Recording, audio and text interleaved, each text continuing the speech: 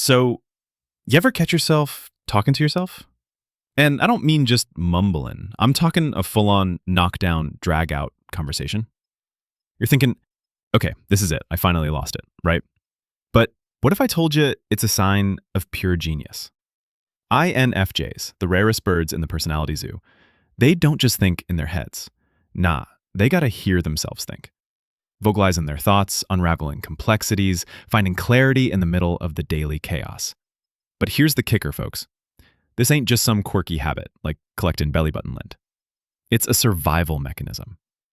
A tool for emotional healing, problem solving, and connecting with their deepest, darkest selves. So for the next few minutes, we're diving deep into the secret world of INFJs. Why do they talk to themselves? How does it shape their reality? And why should you, yes, you, consider doing the same? Ready to unlock the power of self-dialogue? Let's get this show on the road.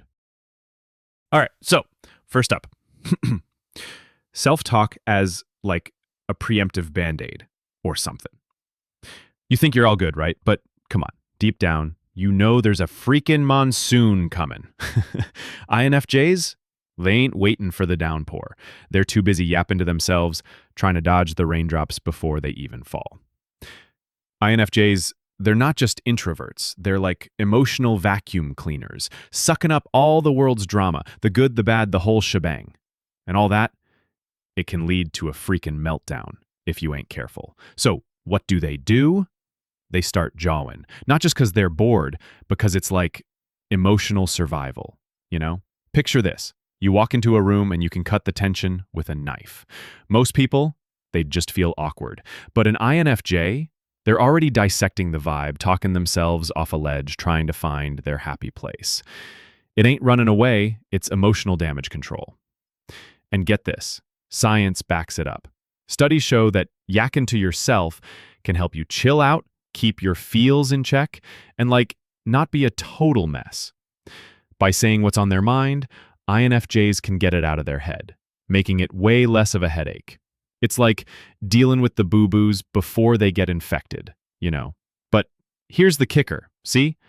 INFJs, they don't just yap about what's happening now, they're gabbing about the future. They're up there, replaying scenes, seeing what could go wrong, getting ready for whatever's coming. This kind of heads up keeps them on their feet when life throws a curveball. So if you're one of these INFJ types, don't just brush off the chatter in your head as nothing. Think of it as your own personal survival kit for your feelings and your sanity. And if you're not an INFJ, maybe it's time you started arguing with yourself a little. Who knows? You might just stumble on whatever it is you're looking for.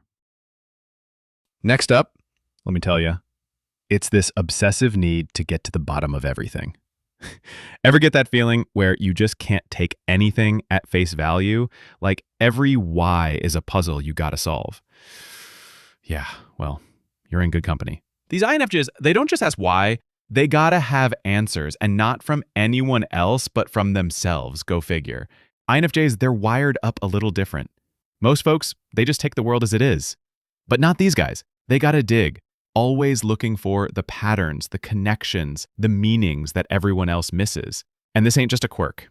It's a freaking necessity. When an INFJ runs into something, a situation, a chat, even just a random thought, they don't just process it, they gotta dissect it. They're asking themselves, why'd that happen? What's it all mean? How's it all fit together? And this ain't just overthinking, it's how they make sense of this crazy world.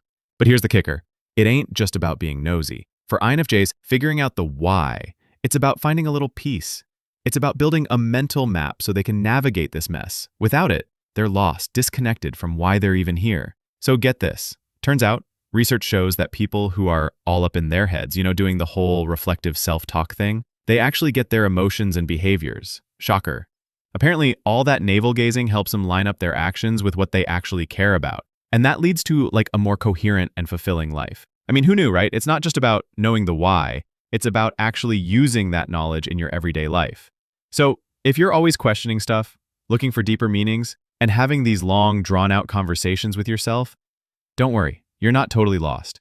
You're just navigating the world in a way that brings you closer to understanding yourself and the universe. Heavy stuff, I know. So just embrace the journey. all right? Let your questions lead you to insights. And remember, it's not about finding all the answers. It's about the pursuit of understanding that shapes your path. You got that? Good, because I only do this once. All right, thirdly, INFJs as storytellers, rehearsing life's narratives.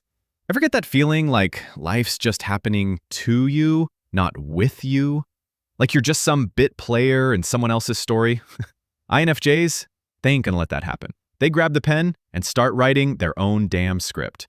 INFJs aren't just sitting on the sidelines watching their lives go by. They're in the game, constantly shaping and reshaping their own personal narratives. They don't wait for life to unfold. They rehearse it, they plan it, and they make it their own. Now, this ain't just about fantasizing or escaping reality, all right? It's a deliberate act of self-empowerment. By talking to themselves, INFJs kind of work through potential scenarios, anticipate challenges, and envision outcomes. This rehearsal, it allows them to approach real-life situations with confidence and clarity. So get this, research into narrative identity, right? It suggests that people, especially the types who are always narrating their own lives, they usually end up with like a stronger sense of purpose and coherence. Yeah, whatever that means. But for you INFJs out there, it just means your constant self-talk, it's basically a tool for personal growth and self-understanding. But hey, it's not all about the big moments, you know. INFJs, they also use this self-talk to like process daily interactions, reflect on past screw-ups, and adjust their future ones. This continuous dialogue, it helps them stay aligned with their values and goals. So if you're an INFJ, don't just dismiss your self-talk as like mere rambling. Recognize it as a vital part of your journey, your way of being the author of your own story. And who knows, maybe you'll even get a laugh or two out of it. Fourthly, the INFJ strategy for solving complex problems. So, you ever feel like you're drowning in a problem and you ain't got a clue where to even start? Well, INFJs, they don't just face the music. They break it down, hash it out, and somehow they come out the other side with like actual clarity. INFJs, they're born problem solvers, all right? But their thing ain't about those quick Band-Aid solutions. Nah, they get deep, real deep, doing all that introspective mumbo-jumbo to get through the tough stuff. And it ain't just thinking out loud, it's a whole system they got to untangle the messy stuff. When an INFJ's got to face a problem, they ain't running to their buddies for advice right away. Nope, they go inside, start yapping to themselves. It's how they sort their brains out, find the patterns hiding underneath, and try out solutions. Talking to themselves makes all those fuzzy ideas real, you know? Makes them something they can actually deal with. Look, research into, intrapersonal communication, it kind of backs this up. It turns out studies show that talking to yourself actually helps you solve problems. Go figure. It helps you like process stuff better and make decisions without, totally panicking. So for you INFJs out there, that little convo you're having with yourself, yeah, that's actually your brain trying to like think critically or something.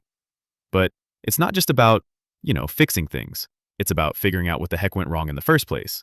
INFJs, they use self-talk to get to the bottom of things, to understand why stuff happens. It's like they're trying to solve the universe, one chat at a time. This deep dive lets them see the whole picture, every little piece before they come up with an answer. So if you're an INFJ, don't just brush off the voices in your head as just you rambling. Get it? Rambling? See, because people who talk to themselves? Anyway, recognize that it's a real, vital part of how you figure stuff out. And if you're not an INFJ, well, maybe it's time you started arguing with yourself. You might just find the answers you're looking for are in your own dumb words. Fifth, you gotta hear this one. A sneaky little way to get in touch with their so-called intuition. Ever get that feeling in your gut, but you can't explain it? These INFJs, they don't just trust their intuition, they gotta talk it through, like it's their therapist to make sense of it. INFJs, they got this special thing, introverted intuition or whatever, which lets them see patterns and stuff that's not like right in front of your face. But this intuition can be kind of vague. So to make it real, they start talking to themselves. By saying their thoughts out loud, they try to figure out if their hunches are legit. This ain't just chatting with themselves. It's a whole strategy to connect with their inner know-it-all. Through this self-talk, INFJs dig into their feelings and thoughts, trying to find the hidden messages their intuition is sending. This helps them see if it's real intuition or just, feelings.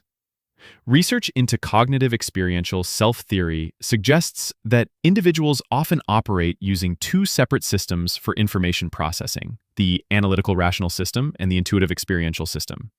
INFJs, with their dominant NI function, lean heavily on the intuitive experiential system. Engaging in self-talk allows them to bridge the gap between these two systems, integrating intuitive insights with rational analysis. Moreover, INFJ's auxiliary function, extroverted feeling, FE, enables them to attune to the emotions and needs of others. This heightened sensitivity can sometimes lead to emotional overwhelm. By verbalizing their experiences, INFJs can process and release these emotions, preventing them from clouding their intuitive perceptions. So, if you're an INFJ, don't dismiss your self-talk as mere chatter. Recognize it as a vital tool for connecting with your intuition. By engaging in thoughtful self-dialogue, you can harness the full potential of your intuitive abilities, leading to more informed and authentic decisions. All right, that's it for this one, folks. Let me know what you think down in the comments, will ya?